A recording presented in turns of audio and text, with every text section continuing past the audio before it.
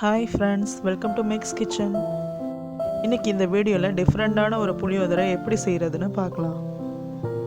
இந்த புளியோதரை ஒரு 20 நிமிஷத்தில் பண்ணிடலாம். இது ஒரு சௌராஷ்டிரா ஸ்பெஷல் புளியோதரை. சரி, இந்த குயிக்கான ஈஸியான புளியோதரை எப்படி செய்கிறதுன்னு பார்க்கலாம் வாங்க. இப்போ நான் இதுக்கு ஒரு 4 டம்ளர் பச்சரிசி எடுத்து ஊற போட்டிருக்கேன். ஒரு 20 நிமிஷம் அது ஊறிட்டு இருக்கு. இப்போ இந்த டம்ளர் அளவு தான் நான் 4 டம்ளர் அரிசி எடுத்திருக்கேன். இப்போ இந்த டம்ளர் 1 டம்ளர் அரிசிக்கு 3 டம்ளர் தண்ணி, அப்போ 12 டம்ளர் தண்ணி ஊற்ற போகிறேன். இப்போது தண்ணி சூடாகிட்டு இருக்கு. இந்த ஸ்டேஜில் நான் கொஞ்சம் உப்பு சேர்த்துக்கிறேன்.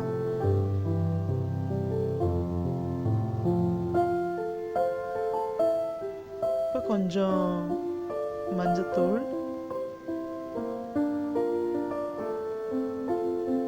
கொஞ்சம் பெருங்காயம்,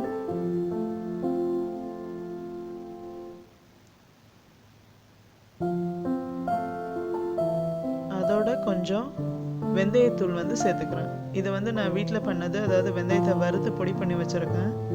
இது கொஞ்சம் 2 ஸ்பூன் அளவுக்கு சேர்த்துக்கிறேன்.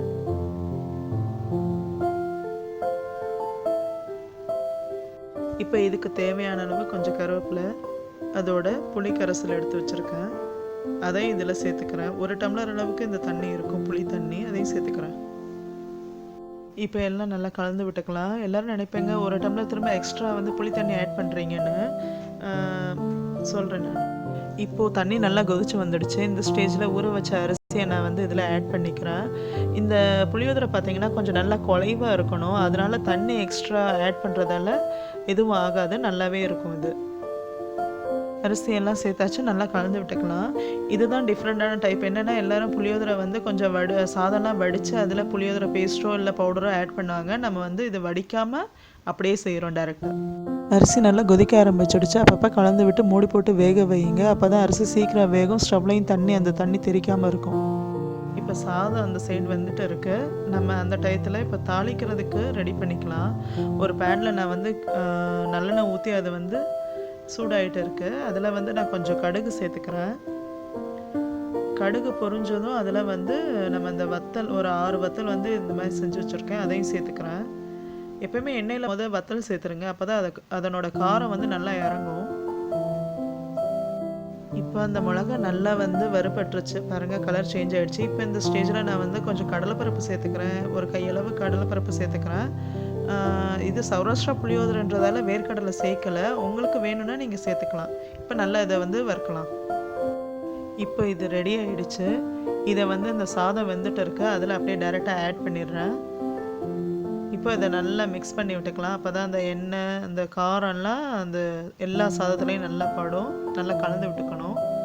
இதை நம்ம குக்கரில் கூட பண்ணலாம் இந்த சாதம். அப்போ நம்ம ஃபஸ்ட்டு ஒரு 2-3 விசில் வச்சு வேக வச்சுட்டு அதுக்கப்புறம் இந்த மாதிரி தாளித்து ரெடி பண்ணிக்கலாம். ரொம்ப ஈஸியாக முடிஞ்சிடும்.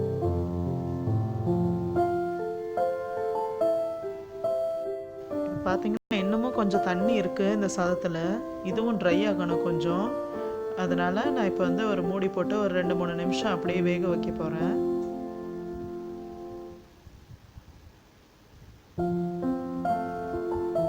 இப்போ ஒரு 3 நிமிஷம் கழித்து பார்த்தா ஃபுல்லாக தண்ணியெலாம் நல்லா குறைஞ்சி புளியோதரை ரெடி ஆகிடுச்சு. சாதமும் நல்லா வெந்துடுச்சு. அவ்வளோதான். இந்த ஸ்டேஜில் நம்ம ஸ்டவ் ஆஃப் பண்ணிடலாம். சூப்பரான புளியோதரை ரெடி ஆகிடுச்சு. சூப்பரான டேஸ்டான ஒரு புளியோதரை ரெடி ஆகிடுச்சு. சௌராஷ்டிரா மக்கள் புளியோதரை ரொம்ப ஸ்பெஷலாக பண்ணுவாங்க.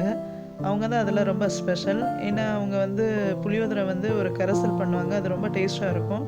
சாதம் வடித்து அந்த பேஸ்ட் அதில் கலந்து புளியோதரை பண்ணுவாங்க. செகண்ட் டைப் பார்த்திங்கன்னா இந்த மாதிரி சாதம் வடிக்காமல் டேரெக்டாகவே இந்த மாதிரி அரிசி ஆட் பண்ணி ஒரு புளியோதரை பண்ணுவாங்க. இது பார்த்திங்கன்னா கோயிலில் நம்மளுக்கு பிரசாதம் கொடுப்பாங்க பாருங்கள், அந்த மாதிரி புளியோதரை இது.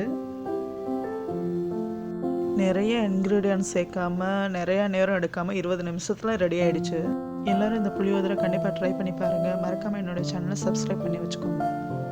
இதுக்கு சைட் டிஷ் பார்த்தீங்கன்னா கொழுமிச்சங்காய் ஊறுகாய், இல்லைன்னா தேங்காய் சட்னி, இல்லைன்னா தேங்காய் சில்லி யூஸ் பண்ணலாம். தேங்க்ஸ் ஃபார் வாட்சிங் ஃப்ரெண்ட்ஸ்.